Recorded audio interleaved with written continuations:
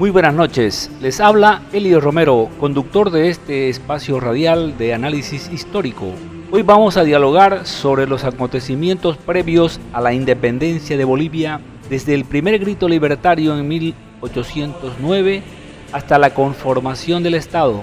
Para esto hemos invitado a Teresa Gutiérrez, estudiante de la materia de Formación Social Boliviana de la carrera de Psicología de la UPDS, y a Santiago Romero Gutiérrez, estudiante del último año del Cambridge College. Invitamos entonces a Teresa a que nos haga una introducción sobre el contexto en que sucedieron estos hechos históricos. Buenas noches, agradezco mucho esta invitación. La conquista del Imperio Incaico comienza en 1532 con el ingreso de Francisco Pizarro a Cajamarca, quien apresa, traiciona y asesina al Inca Atahualpa, luego de que éste arrojara la Biblia al suelo. A partir de este momento, los conquistadores imponen un nuevo orden político, social y económico que convirtió en esclavos a los habitantes del Tahuantinsuyo y luego posteriormente a los pueblos originarios de los llanos orientales y de las tierras bajas de Moca. Los españoles estructuraron una sociedad con clases sociales claramente diferenciadas: criollos, hijos de españoles nacidos en América, mestizos, hijos de españoles e indígenas e indios. Santiago, ¿usted nos podría, por favor, comentar sobre cuáles fueron las principales situaciones que originaron los primeros levantamientos indígenas? ¿Quiénes fueron sus protagonistas?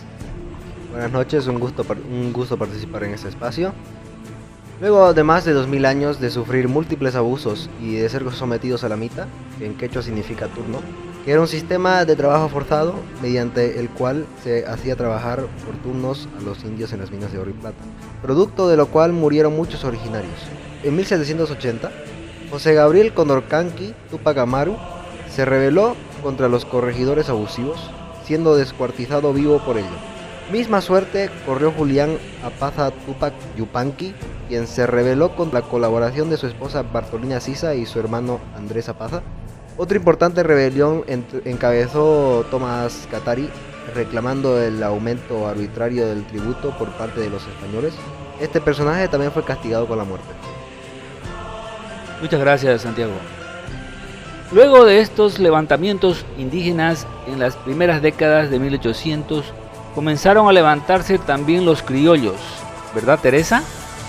¿Nos puede, por favor, comentar sobre las causas de estos levantamientos y sus protagonistas?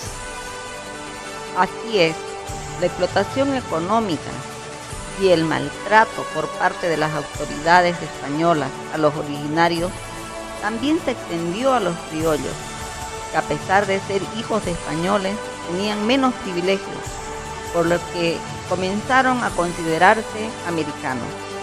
Además, las ideas de la Ilustración y la Revolución Francesa influyeron en la formación de un pensamiento crítico y una conciencia nacionalista en los líderes de la independencia. Es así que el 25 de mayo de 1809 sucede el primer grito libertario de América en la ciudad de Chuquisaca.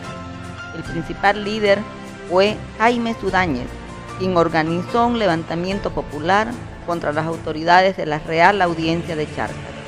Si bien este levantamiento fue controlado por los españoles, comenzó a tener eco y sucedieron otros levantamientos en La Paz el 16 de julio de 1809, cuando revolucionarios encabezados por Pedro Domingo Murillo tomaron el cuartel de veteranos, donde pidieron un cabildo abierto y depusieron al gobernador Tadeo Dávila y al obispo Remigio de la Serra y Ortega, quemando los impuestos y instaurando el primer gobierno libre de América, que fue el de la Junta Tuitiva de La Paz. Muchas gracias.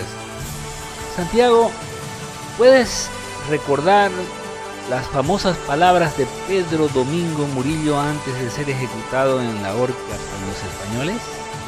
Sí, cómo no. Yo muero, pero la tea que dejo encendida nadie la podrá pagar. Gracias, excelente, Santi. ¿Y qué otros acontecimientos sucedieron después del levantamiento en La Paz, Teresa? El 14 de septiembre de 1810, en la ciudad de Cochabamba, Esteban Arce lideró un levantamiento armado en que se logra deponer al gobernador español y crea una junta de gobierno local. Por otra parte, el 24 de septiembre de 1810 se realiza el primer pronunciamiento de los cruceños contra el yugo español, liderado por Antonio Vicente Seoane y el coronel Antonio Suárez. Luego siguieron otros gritos libertarios, como el del 10 de noviembre de 1810 en Potosí. Así empezó la lucha, que duró 15 años y que desencadenó guerrillas en la que destacaron líderes como Juana Zurduy de Padilla, Moto Méndez, José Manuel Vaca Cañot. En 1823, el general Andrés de Santa Cruz recibió la orden de Bolívar de atacar al ejército realista. Sin embargo, fue derrotado en La Paz. La independencia de Bolivia solo se logró en 1825. Muchas gracias, Teresa. Les hago recuerdo que estamos en este espacio radial de análisis histórico a través de la radio. Santiago, ¿recuerdas cuáles fueron las batallas decisivas que otorgaron a Bolivia la libertad del yugo de los españoles? Sí, el 6 de agosto de 1824 se llevó a cabo la batalla en la Pampa de Junín, Perú, y fue liderada por Bolívar. En ella, 1000 jinetes patriotas se enfrentaron a 1300 realistas, que en 45 minutos de enfrentamiento con Arma Blanca consiguieron una victoria decisiva.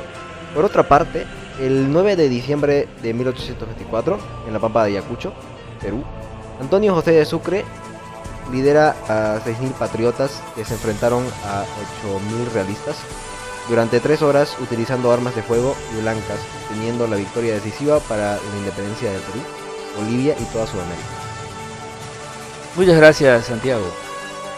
Luego de las victorias de Junín y Ayacucho, ¿nos podrías explicar, Teresa, cómo se forma el Estado boliviano? Con mucho gusto. Luego del triunfo de los patriotas en Junín y Ayacucho, Bolivia pasó a formar parte de Colombia. Sin embargo, el 6 de agosto de 1825, la Asamblea de Representantes elegidos, de acuerdo a la orientación de Antonio José de Sucre, proclamó la independencia de nuestro país, que en un primer momento se denominó República de Bolívar, en homenaje al Libertador. Luego fue cambiado el nombre a raíz de una propuesta de un diputado potosino que dijo: de Remo, Roma, de Bolívar, Bolivia. Muchas gracias. Santiago, ¿nos puede decir quién fue el primer presidente de Bolivia? Sí, evidentemente. El primer presidente de Bolivia fue Simón Bolívar, que proclamó la primera constitución política. Gobernó aproximadamente 5 meses y luego le sucedió en el mando el mariscal Antonio José de Sucre. Gracias. Ahora, Teresa, hay un personaje histórico que fue quien dio la forma a los instrumentos del Estado, como el Código Civil, el Penal, el Comercial, el de Minería, etc. ¿Nos podrías comentar sobre ese personaje? Con todo gusto. Se trata de Andrés de Santa Cruz y Cala Humana, mariscal de Cepico. Este personaje fue fundamental en la historia de Bolivia, ya que para la constitución del Estado se necesita un nuevo orden social, político, económico, acompañado de leyes que vayan organizando a la sociedad. El trabajo titánico que hizo Andrés de Santa Cruz llevó adelante 2 revisiones de la constitución política del Estado y leyes que la acompañaban. Puso a Bolivia como referente continental en cuanto a leyes y a instituciones del Estado, además de organizar el ejército, que era temido en todo el continente.